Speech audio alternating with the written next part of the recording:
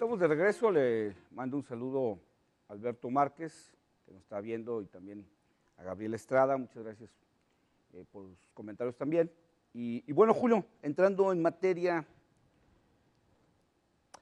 respecto a este debate que se dio dentro del propio Milenio Jalisco, ¿tú cómo ves el asunto? Mire, creo que es un debate interesante, porque por un lado nos deja ver un poco, yo no sé si es error o es pues simplemente una visión en la que en ocasiones caemos muchos de quienes vemos el panorama político Sí. y tratamos de analizar la situación política del Estado. De que de alguna manera nos quedamos con la imagen de cómo deben de ser los políticos. ¿Por qué?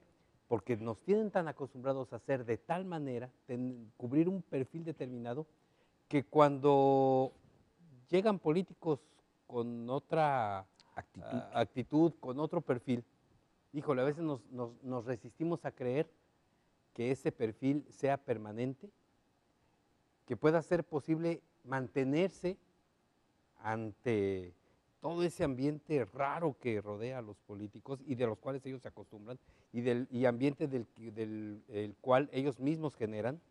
Con una consideración, si me piensas hacer, Julio, Sí.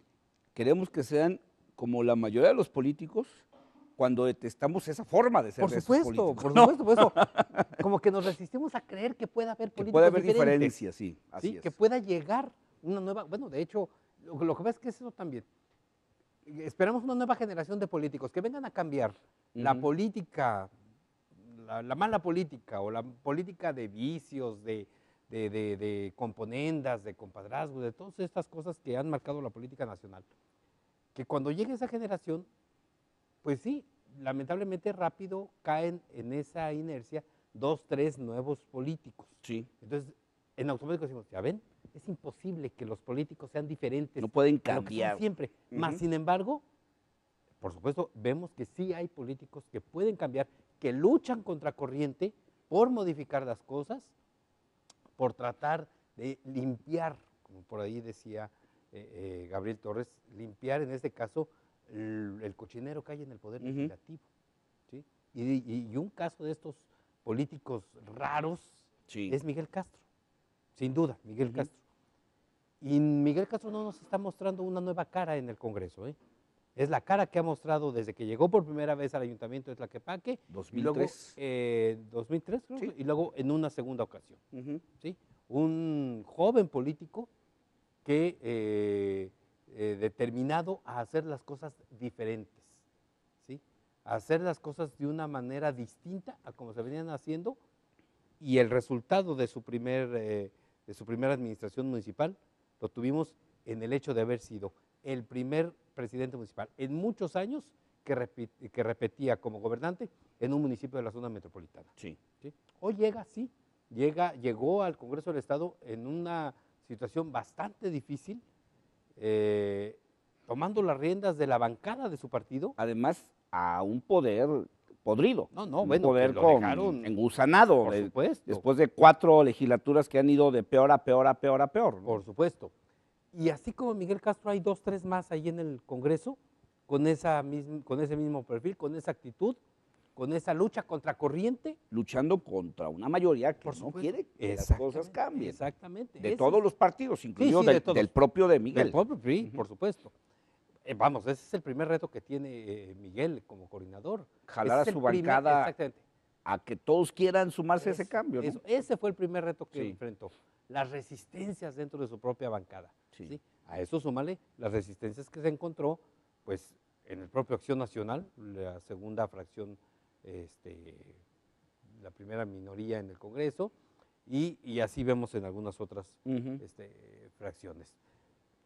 Interesante este debate. Bueno, se va, se queda. Fíjate lo importante que llega a ser un diputado que llega con una nueva actitud, con una nueva visión de hacer las cosas a un poder, como bien dices, que uno de 39. Uno de 39. Que generó ya un debate, insisto, en el mismo medio, que eso se me hace interesante, en el mismo medio. Por supuesto. ¿No? Y en un terreno lleno de fango, lleno de cochinada, pues. Intereses muy marcados, muy arraigados, ¿no?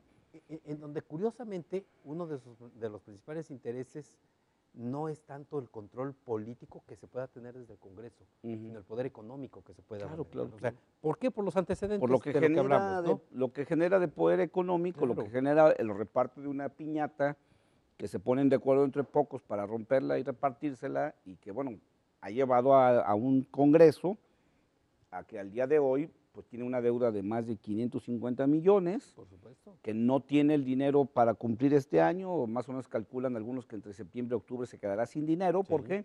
Pues porque las últimas legislaturas han hecho un puerquero de esto, esperando que el siguiente tape el hoyo, y que el siguiente tape el hoyo, y que el siguiente tape el hoyo. Me llama la atención mucho, Julio, y a mí siempre me ha parecido muy curioso los términos que de pronto se arraigan en la clase política, ¿no? A mí siempre me llama mucho la atención la palabra, por ejemplo, del operador político, ¿no? Porque cuando tú preguntas a la clase política, a los políticos así en concreto, ¿qué es un operador político? ¿Qué es operación política? Una definición más clara, pues para tratar de entender, pues siempre se salen por la tangente, pero no te saben explicar, pero siempre se habla de la operación política. Y ahí me lleva siempre la impresión de que llamar operador político a un político es nombrar a alguien que no tiene habilidades políticas reales, y entonces pues para llamarlo de alguna manera se le llama operador. Operador, sí, claro. Pero para mí mucho de lo que llaman operación tiene que ver con las triquiñuelas, tiene que ver con los ajustes por abajo del agua, tiene que ver con las componendas. De la misma manera, otro concepto que utiliza mucho, perdón, en su columna Gabriel Torres, dice, hay que tener mano izquierda y mano derecha. Y entonces aquí la pregunta es, ¿qué papel juega la mano izquierda y qué papel juega la mano derecha, no? Porque obviamente cuando hay esa referencia a la mano izquierda, pues se refiere, volvemos a eso, a esas componendas, esos arreglos que hacen que las cosas fluyan, ¿no? Y en este ambiente político nos hemos acostumbrado a que el político hábil es el que tranza, es el que se arregla con los otros, es el que, y vamos todavía más allá, el que corrompe a los otros para sumarlos a su juego, para sumarlos a su interés. Y cuando alguien se sale de ese parámetro, de la componenda de eso, entonces empiezan a surgir otro tipo de calificativos. Dicen, es que no le halla, es que no le entiende a esto, ¿no? ¿Por qué? Porque es precisamente salirte, como tú decías al inicio de tu intervención, salirte de esa clásica forma vieja, oxidada, podrida de hacer política. Y si no encajas en ese parámetro, pues entonces no le halla, no es lo suyo, no es operador o no tiene mano izquierda, ¿no? Así es. Cuando dice, a ver, ¿qué es un operador político? Es aquel que sabe resolver los problemas que enfrentan para seguir avanzando. Así, llanamente. Así es. Y la pregunta es, ¿cómo sea? No, a eso voy. Ajá. Exactamente, porque te dice, y cuando dices tú, ¿es un buen operador político? En automático es que a todos les llega el precio. Es que reparte. Sí, a todos les llega el precio. ¿No? Puede repartir dinero, puede repartir espacios políticos, puede repartir acuerdos. Hasta acuerdos, es decir, hasta... Tú me ayudas con esto, yo te ayudo con eso. Exactamente, o sea, eso es lo que se establece como un buen operador político, lo cual no es exactamente lo que le conviene a la sociedad, ¿no? Así es, lo que debe sí, ser un operador lo dice político. Roberto Arias en su artículo, ¿no? Dice, pues estos arreglos por abajo que sustituyen al debate público y transparente entre los partidos y entre el partido del gobierno y la oposición, que es lo que la sociedad debería esperar de esto, que esos acuerdos sí se hagan de cara a la sociedad de una manera abierta y no que se tengan que hacer a partir de te apruebo esta reforma, pero ¿qué me das a cambio, no? Así es. Te aprobamos la reforma al Poder Ejecutivo, pero pues también dile al gobernador que nos mande unos 200 millones pues para pagarnos los sueldos y ponernos a mano con nosotros mismos, ¿no? Sí, sí, sí. Aprobamos esto, pero pues hay que dejarlo de las casas de enlace pues para embolsarnos ese billetito, ¿no? Así es. Entonces, aquí lo que sí es preocupante, y eso es por lo que motivó a que tocáramos el tema hoy, es que de pronto entremos a esta condición donde hacer la política de a veras, hacer la política que le conviene a la sociedad por los cambios que genera, pues sea la política que se vea como tonta, la política que se vea como ineficiente, como la que hay que quitar, hay que eliminar porque estorba, ¿no? Sí, como una política o como un político inocente, Así porque es, como dices, ándale, como no le haya, ándale. no Ey, entiende cómo son pobrecito, estas cosas, no le haya, sí, ¿no? cómo son estas cosas. Estas cosas se arreglan acá debajo de la mesa y rápido Ajá. y lo que decías, llegando a acuerdos y cediendo, pero no cediendo como debe de Así ser. es. O sea, hoy las formas nos exigen, sí, transparencia, nos exigen una negociación de cara a la sociedad, pero también con un fondo real, porque también nos hemos encontrado, y en el Congreso mismo, con estos rostros nuevos de políticos que juegan para la tribuna, Sí. haciéndose ver como que nada contra la ley, todo transparente, pero por atrás Así es otra cosa. También nos hemos encontrado, o sea, nos hemos encontrado con esos rostros, no nos dejemos engañar. Así es. Eso es lo Sí, importante. que, como dicen, en la tribuna son unos, pero acá en la Sí, sí, componenda sí, agarran claro, todo lo claro. que les dan y Así transan es, todo. así es. No le cambio, vamos a hacer un corte y enseguida vamos a regresar con Julio César Hernández a concluir con este tema sobre Miguel Castro. ¿Se tiene que ir o se tiene que quedar? Ahí Eso lo veremos.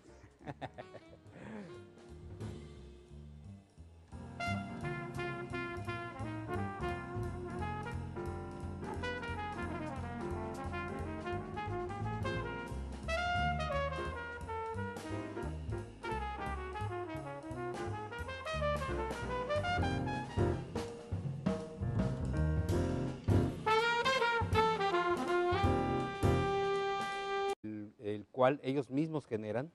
Con una consideración, si me piensas hacer, Julio, Sí, queremos que sean como la mayoría de los políticos cuando detestamos esa forma de ser por de esos supuesto, políticos. por ¿no? supuesto, por eso, como que nos resistimos a creer que pueda haber Que políticos puede haber diferentes, diferencias, sí, así ¿sí? es. Que pueda llegar una nueva, bueno, de hecho, lo que pasa es que es eso también.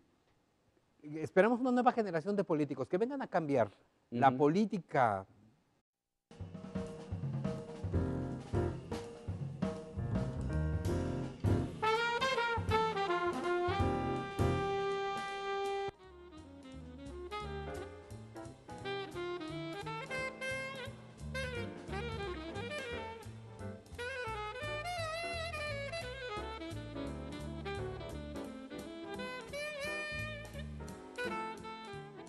Un perfil determinado que cuando llegan políticos con otra Actitud. actitud, con otro perfil, híjole, a veces nos resistimos a creer que ese perfil sea permanente, que pueda ser posible mantenerse ante todo ese ambiente raro que rodea a los políticos y de los cuales ellos se acostumbran, y ambiente yo no sé si es error o es pues simplemente una visión en la que en ocasiones caemos muchos de quienes vemos el panorama político Sí. y tratamos de analizar la situación política del Estado.